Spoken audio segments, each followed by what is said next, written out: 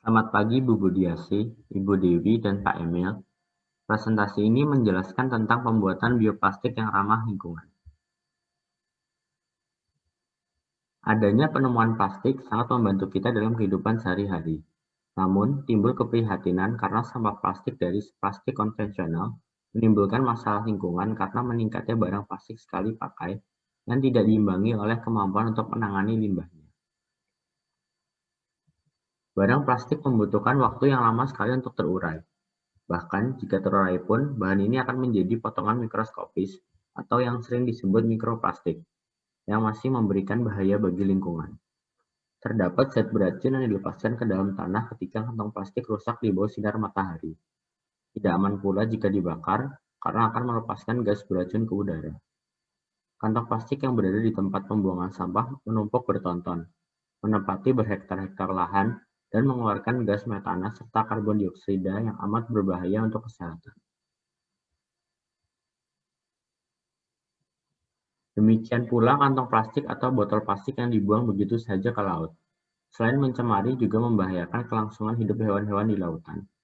Tidak terhitung banyaknya hewan laut yang terjerat kantong plastik, tetelan, dan sebagainya. Oleh sebab itu, penggunaan plastik sekali pakai harus dihentikan dan beralih ke bahan lain yang lebih ramah lingkungan. Bisa dengan memakai kantong dari kain atau tas belanja yang bisa dicuci dan digunakan berulang kali. Salah satunya adalah membuat bioplastik dari bahan-bahan yang ramah lingkungan. Bioplastik adalah plastik ramah lingkungan yang dapat terurai oleh mikroorganisme, serta seluruh komponennya terbuat dari bahan baku yang dapat diperbaharui. Bioplastik biasanya dari bahan berbasis pati yang mudah diurai mikroba alami dengan cepat. Pati adalah bahan baku yang mudah tersedia di Indonesia. Diperoleh dengan cara mengekstrak bahan nabati yang mengandung karbohidrat seperti singkong atau ketela, pohon atau ubi kayu, ubi jalar, beras, jagung, kentang, sagu, talas, kulit pisang, dan lain-lain. Bahkan, kita bisa menggunakan limbah kulitnya yang masih mengandung pati. Jadi, bisa dikatakan bahwa bahan baku sangat murah, mudah didapat. Setelah terpakai nanti, beberapa bulan kemudian bioplastik akan mudah terurai menjadi kompos. Pati alami yang digunakan sebagai bahan baku memiliki stabilitas termal yang rendah dan memerlukan modifikasi kimia untuk meningkatkan sifat mekanis. Oleh sebab itu, memerlukan tambahan plasticizer atau bahan pemelastis untuk meningkatkan sifat mekanis. Salah satu cara untuk meningkatkan sifat mekanis bioplastik ini adalah dengan mencampur pati dan biopolimer lain atau disebut membentuk komposit. Biopolimer yang dapat digunakan adalah plasticizer, selulosa, dan kitosan. Plasticizer fungsinya untuk meningkatkan elastisitas polimer. Menambahkan plasticizer terlalu banyak menyebabkan interaksi antara plasticizer dengan molekul pati dapat menurunkan mobilitas molekuler. Dengan kata lain, pemakaiannya tidak boleh terlalu banyak, karena akan menyebabkan hasilnya menjadi terlalu lemas dan rapuh. Bahan yang sering digunakan sebagai bahan pemelastis adalah gliserol, gliserin, dan sorbitol. Sedangkan kitosan bisa diperoleh dari limbah kulit udang, kepiting, kerang, atau sisik ikan.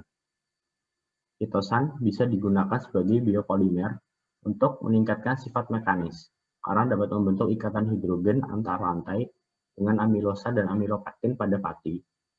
Kitosan memiliki gugus fungsi amin, gugus hidroksil primer dan sekunder. Keberadaan gugus fungsi tersebut menyebabkan kitosan memiliki kereaktifan kimia tinggi karena mampu membentuk ikatan hidrogen, sehingga merupakan salah satu bahan pencampur yang ideal. Kekurangan dari bioplastik berbahan baku pati ini adalah hidrofilik atau tidak tahan air. Penambahan bahan yang bersifat hidrofobik seperti selulosa, kitosan, dan protein dapat dilakukan untuk memperbaiki kekurangan tersebut. Selain itu, dicampurkan sedikit asam laurat, C12H24O2, atau asam asetat, CH3COH. Ini adalah tahapan proses produksi bioplastik. Tahapan pembuatan bioplastik adalah mengintegrasikan teknik pencampuran, pemanasan, dan pencetakan. Plastik yang dihasilkan berupa lembaran film. Untuk pembuatan bioplastik dalam skala besar tidak hanya menghasilkan lembaran film, tapi juga dalam bentuk lainnya.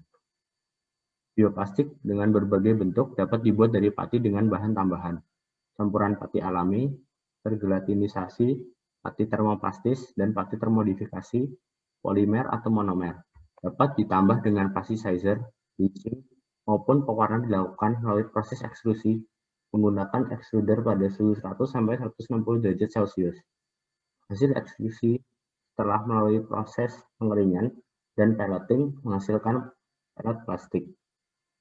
Pellet atau biji plastik ini selanjutnya dapat diproses menjadi berbagai bentuk plastik menggunakan plastik converter berupa film blowing untuk menghasilkan kantong plastik. Penggunaan thermoforming dan injection molding akan menghasilkan produk seperti keyboard dan pesawat telepon. Blow molding bisa digunakan untuk menghasilkan produk berupa botol plastik, tempat makan plastik, toples. Dan extraction coating menghasilkan produk laminasi untuk kemasan makanan ringan. Ini adalah mesin pengolahan bioplastik menjadi pelet atau biji plastik yang digunakan para peneliti Loka Penelitian Teknologi Bersih atau LPTB yang merupakan salah satu unit kerja LIPI.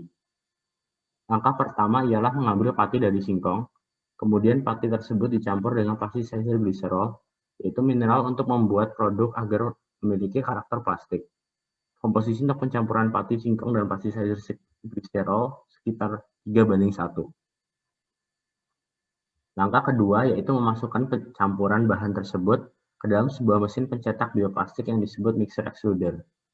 Dari mesin tersebut menghasilkan bioplastik dengan bentuk serupa tali. Langkah ketiga, bioplastik diubah menjadi pelet dengan mesin pencercah.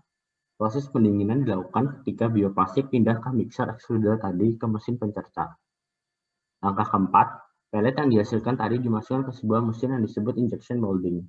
Mesin ini berfungsi mengubah bentuk pelet menjadi sebuah produk berbahan bioplastik. Dari mesin ini, bioplastik bisa dibentuk menjadi produk yang diinginkan. Mesin semacam ini sebenarnya juga digunakan di industri plastik konvensional. Jadi sebenarnya yang kita ubah hanya bahan bakunya saja. Ini adalah mesin milik LIPI yang dipakai untuk percobaan pembuatan bioplastik. Dari limbah kulit singkong, kulit ubi jalar, kulit pisang, dan lain-lain, yang dimanfaatkan menjadi bioplastik sangat menarik minat konsumen luar negeri, sehingga terbuka peluang untuk ekspor. Saat ini sudah diekspor ke pasar Eropa dan Australia. 80% hasil produksi merupakan ekspor, sisanya baru dijual di Indonesia. Bagi konsumen Indonesia, harganya masih dianggap terlalu mahal. Hal ini disebabkan karena kapasitas produksi yang belum optimal, sehingga harga jual belum dapat ditekan. Demikianlah pembuatan bioplastik yang ramah lingkungan. Mari kita bersama-sama menjaga bumi kita. Terima kasih.